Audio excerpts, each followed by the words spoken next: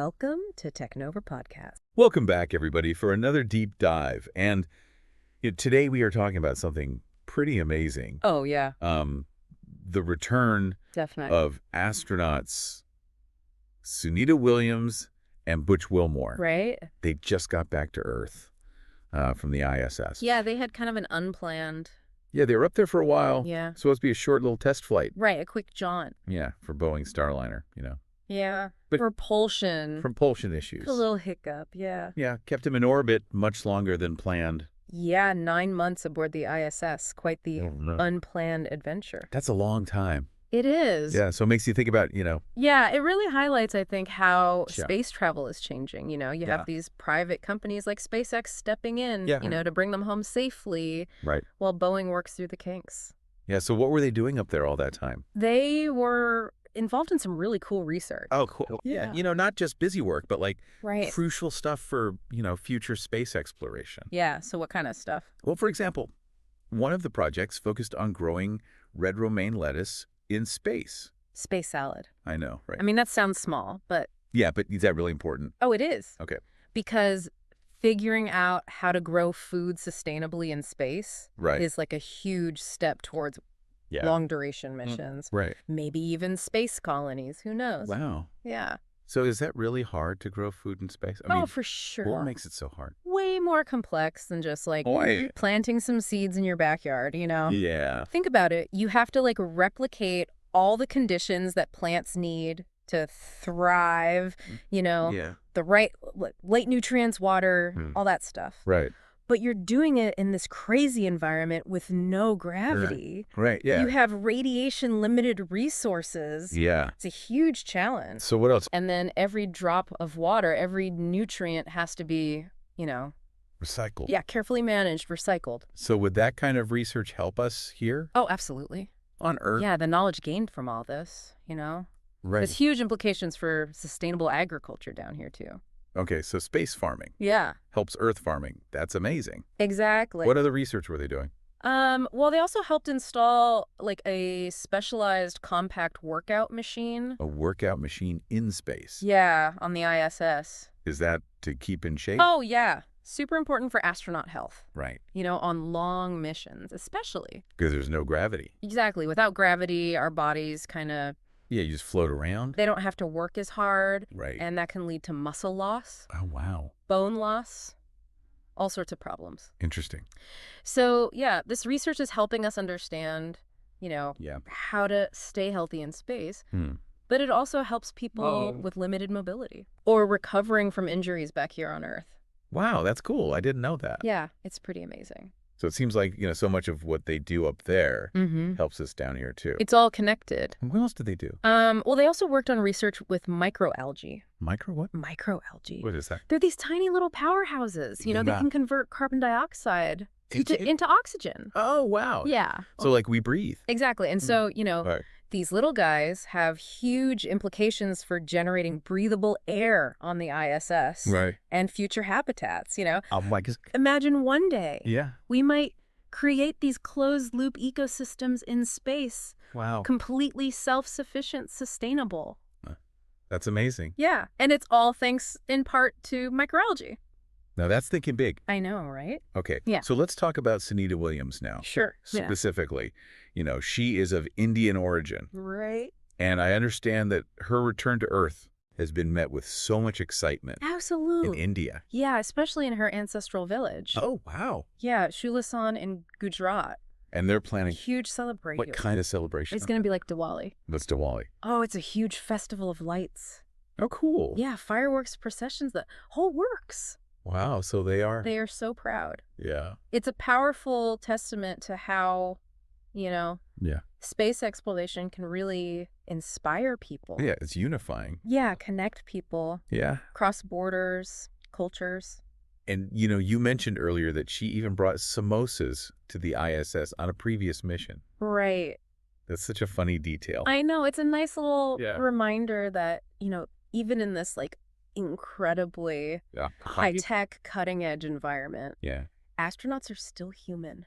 Yeah. They miss home. Yeah, they miss the comforts of home, Mhm. their families, Yeah. their favorite foods. It's like a little taste of home.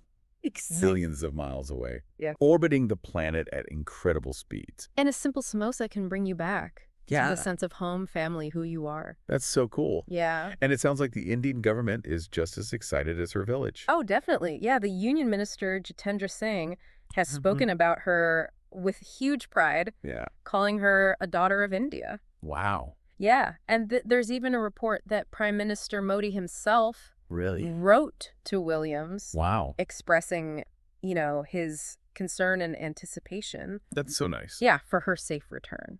It's so great how her story resonates with people in India, around the world. Yeah, But, we should also remember right.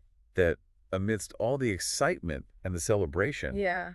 space travel is not without No, its risks definitely not. and challenges. Yeah, there are challenges for sure. So what kind of risks? Well, extended exposure to microgravity can impact bone density, Oh, yeah. muscle mass, And your vision. vision problems, yeah. And then also just being isolated. Right, the psychological effects Yeah.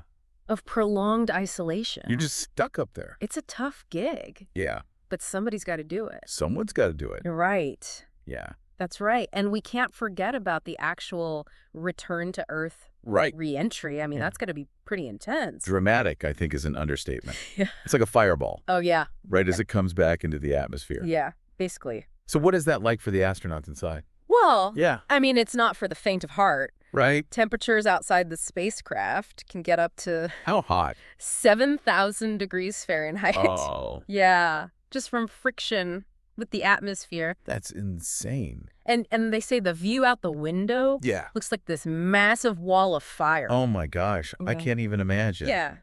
But the spacecraft is designed to handle that, right? Oh, yeah, absolutely. Okay, good. The heat shield is crucial. Yeah. It absorbs and deflects that intense heat. So they're not just like Yeah. burning up. No. Yeah. They've got it figured out. But even with the heat shield and everything, it's Yeah. still got to be pretty wild in there. It's got to be an intense experience, Yeah. both physically and mentally. And then, of course, the splashdown, Right. landing in the ocean. That's a whole other thing. Yeah, I mean, it just seems so jarring Yeah. to go from, the tranquility of space. Right, you're just floating along up there. Right, and then all of a sudden you're Yeah. in the ocean. Yeah, you're back to gravity with a thud. How do they even prepare for that? Well, they undergo a ton of training Oh, okay. in simulators. Oh, They actually recreate the conditions of splashdown. wow. Yeah, practicing getting out of the capsule quickly and safely, Right. wearing those bulky spacesuits, Oh, yeah. dealing with the ocean rocking and rolling. Yeah, it's probably really rough. Yeah, it's a testament to their skill and adaptability. Yeah. They can handle that kind of jarring transition. Okay, so, given all of that, Right. all the physical and mental demands Yes. of spaceflight, Uh-huh. you might be surprised to learn Yeah. how astronauts are compensated.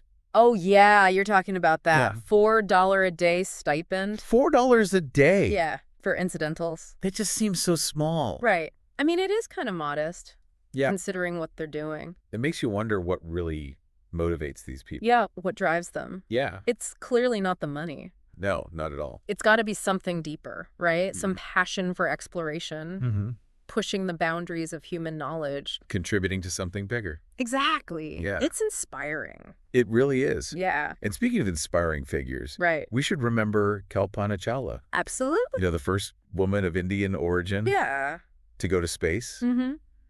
and her tragic loss during the Columbia disaster. Yeah, it's a sobering reminder It really is. of the risks Just haven't been involved. to- Yeah, and the sacrifices Yeah. made by these astronauts. So important to remember her. Yeah. Her story continues to inspire so many people, It does. especially young women, Yeah. to pursue their dreams, Yeah. no matter how challenging they might seem. It's a powerful reminder. It is Yeah. that the pursuit of knowledge comes with risks. Right. And it shows us how important Yeah. ongoing safety improvements are, and just meticulous attention to detail Yeah. in every aspect of spaceflight. Okay. So I want to shift gears a little bit Here.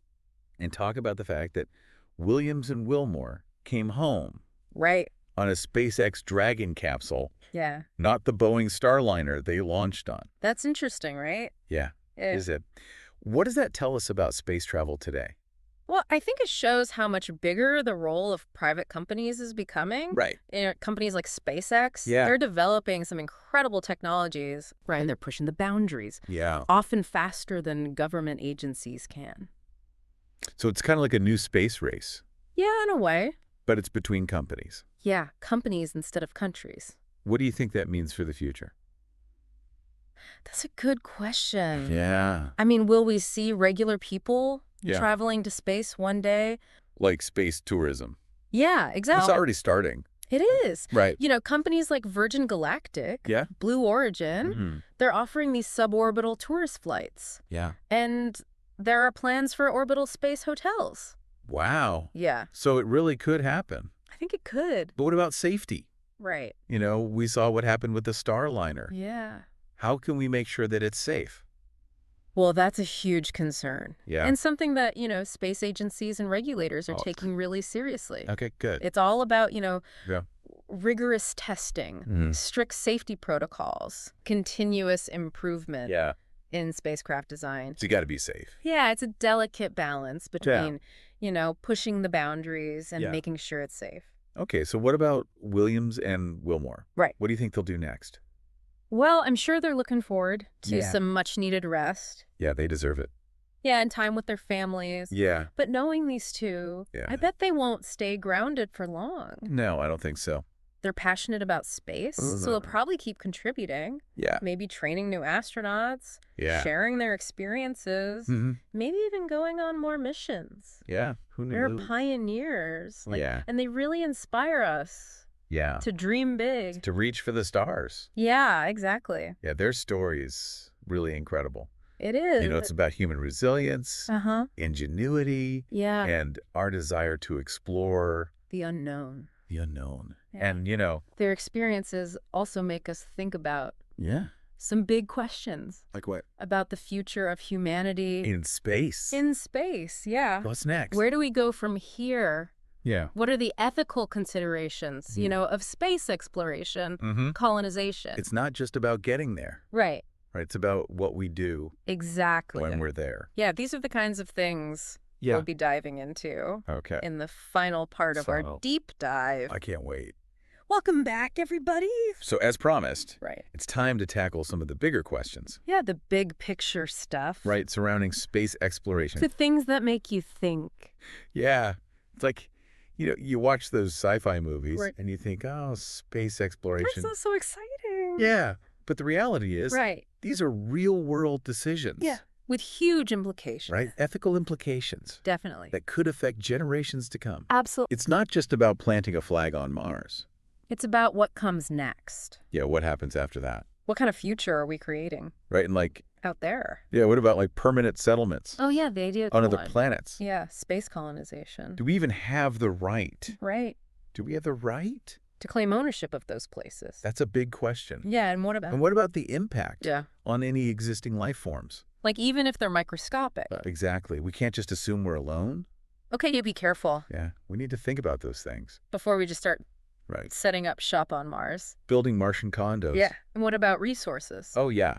Space is full of Yeah. potential resources. Yeah, valuable stuff. But who gets to benefit from that? Right. How do we make sure it's fair? Yeah. How do we prevent, Yeah. just a few powerful entities Right. from controlling it all? Yeah, and making things worse down here. Exactly. We don't want to repeat the mistakes of the past. Space exploration shouldn't just be about Great. extending the reach of Yeah. those who already have power. It should be about creating, A better future. a more equitable future Yeah, for everyone. for all of humanity. So how do we approach these challenges? That's the million-dollar question. Yeah, it seems like we need, Yeah, we need a new way of thinking. a new framework. Yeah, some guiding principles. Right, to navigate. Help us make good decisions. Yeah, the ethical complexities Yeah. of space exploration. Of venturing out into the cosmos. So what would that look like?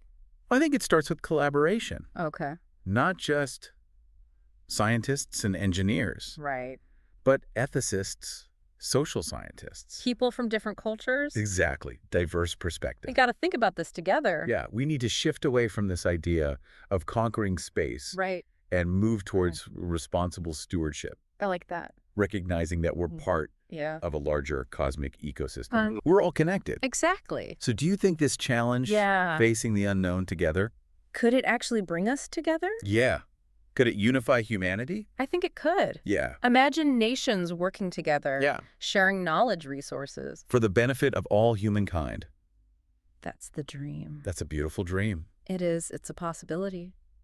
But it'll take work. Oh, definitely. It requires us Yeah. to change our thinking. To let go of those old rivalries. Yeah, to embrace a more collaborative approach. So Sunita Williams and Butch Wilmore, Right. their extended stay up there. Their unexpected adventure. It wasn't just about Yeah. science and endurance. It was about so much more. It's about starting a conversation Exactly. about our future in space. Their journey reminds us that space exploration, it's not just about technology. It's a human endeavor. It's about us. It's about who we are. It forces us to ask tough questions. Yeah. To consider the consequences. And to decide what kind of future we want.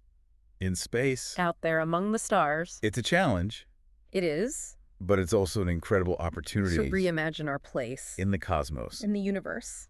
Well, thank you so much. Oh, it's been a pleasure. For joining us on this deep dive. It's always a good time. Keep looking up, everybody. Keep exploring. Keep asking those big questions. We'll see you next time.